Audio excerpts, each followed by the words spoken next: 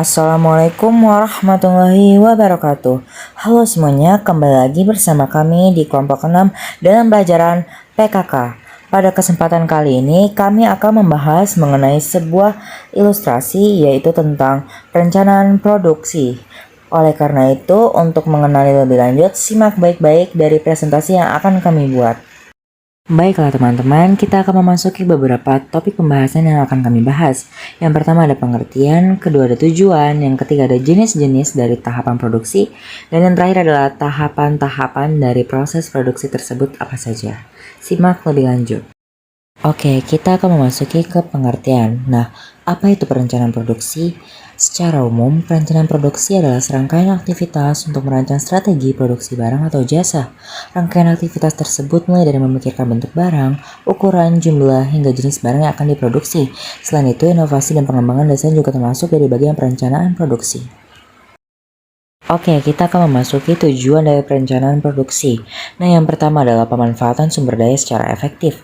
Perencanaan akan menghasilkan pemanfaatan sumber daya, kapasitas, dan peralatan pabrik secara efektif, dan pada akhirnya akan menghasilkan pengembalian berbiaya rendah dan pemasukan tinggi bagi organisasi.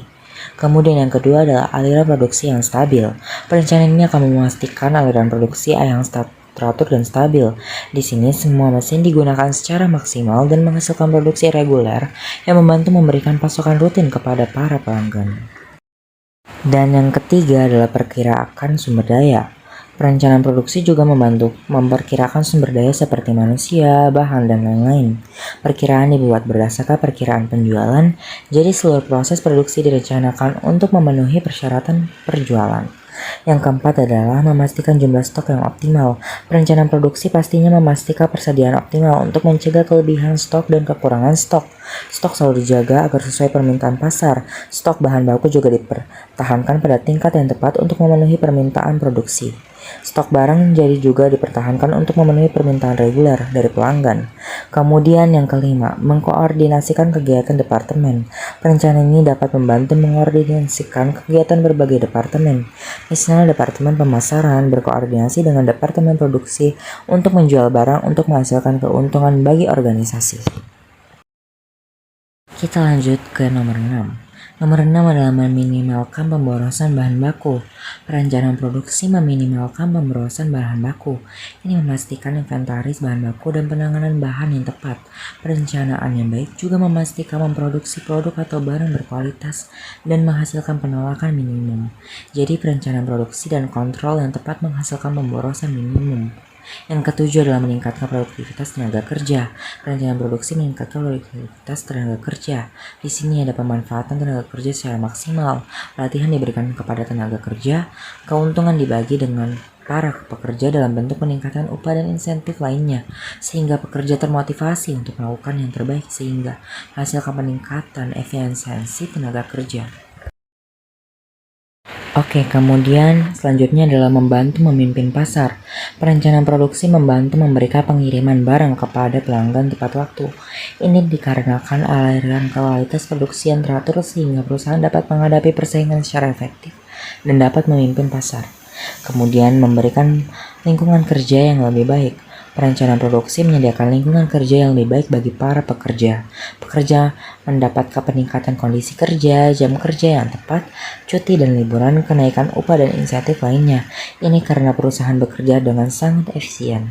Kemudian memfasilitasi peningkatan kualitas. Perencanaan produksi memfasilitasi peningkatan kualitas karena produksi diperiksa secara berkala. Kesadaran kualitas dikembangkan di antara karyawan melalui pelatihan, skema saran, lingkaran kualitas, dan lain sebagainya. Selanjutnya adalah menghasilkan kepuasan konsumen. Perencanaan produksi membantu memberikan pasokan barang dan jasa secara teratur kepada konsumen dengan harga jauh. Ini menghasilkan kepuasan untuk para konsumen. Kemudian adalah mengurangi biaya produksi. Perencanaan yang baik dapat membuat pemanfaatan sumber daya secara optimal dan meminimalkan pemborosan. Ini juga mempertahankan ukuran persediaan yang optimal dan pada akhirnya mengurangi biaya produksi. Oke teman-teman, kita tadi sudah mengetahui tentang apa saja tujuan dari perencanaan proses produksi. Kemudian kita akan memasuki beberapa tahap dalam langkah perencanaan dan pengendalian produksi. yaitu yang pertama adalah routing atau penyusunan alur. Routing adalah langkah pertama dalam perencanaan dan kontrol produksi. Routing dapat didefinisikan sebagai proses menentukan jalur atau rute pekerjaan dan urutan operasi. Hal yang perlu diperhatikan pada tahap ini adalah A. Kuantitas dan kualitas produk, B. Karyawan mesin dan bahan yang akan digunakan, C. Jenis, jumlah, dan urutan operasi pabrik, dan yang terakhir adalah tempat produksi. Dan juga routing itu menentukan apa, berapa, dengan mana, bagaimana, dan di mana akan diproduksi. Routing dipengaruhi oleh faktor manusia. Oleh karena itu, ia harus mengenali kebutuhan, keinginan, dan harapan manusia. Ini juga dipengaruhi oleh tata letak pabrik, karakteristik peralatan, dan lain sebagainya. Tujuan utama routing adalah untuk menentukan atau memperbaiki urutan operasi terbaik dan termurah dan untuk memastikan bahwa urutan ini diikuti di pabrik. Oke, kemudian ada scheduling atau penjadwalan. Penjadwalan adalah langkah kedua dalam perencanaan dan kontrol produksi. Muncul setelah routing nih.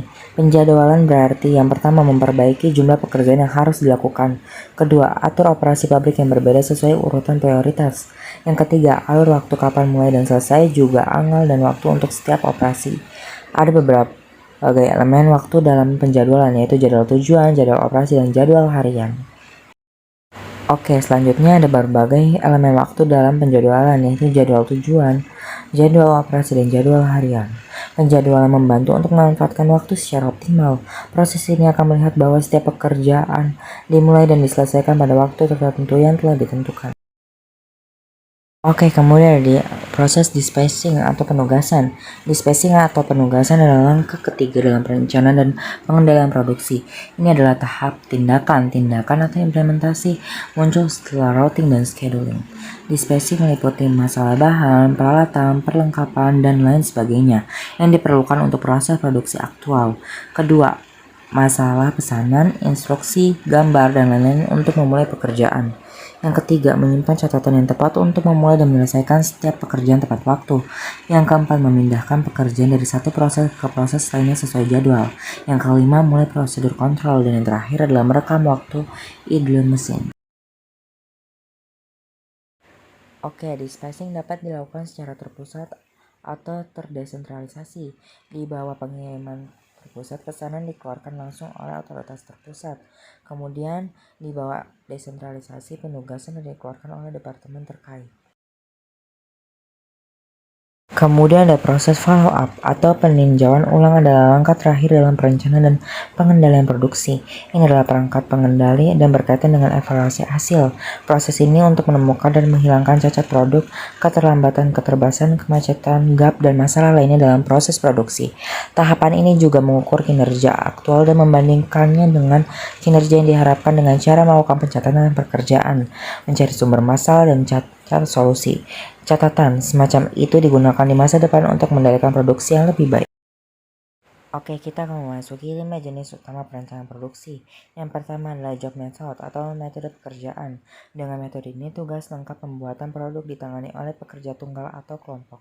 Jenis pekerjaan yang menggunakan metode ini bisa berskala kecil atau kompleks. Metode ini biasanya dimasukkan ketika spesifikasi pelanggan sangat penting dalam produksi.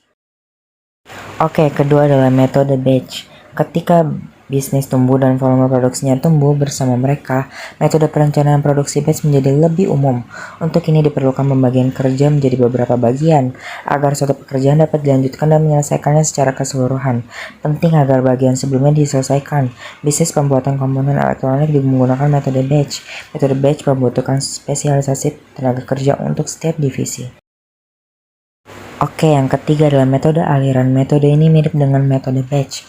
Di sini tujuannya adalah untuk meningkatkan aliran material dan pekerjaan, mengurangi baik tenaga kerja dan tenaga kerja menyelesaikan pekerjaan lebih cepat. Berbeda dengan metode batch, salah satu saja sebagai aliran.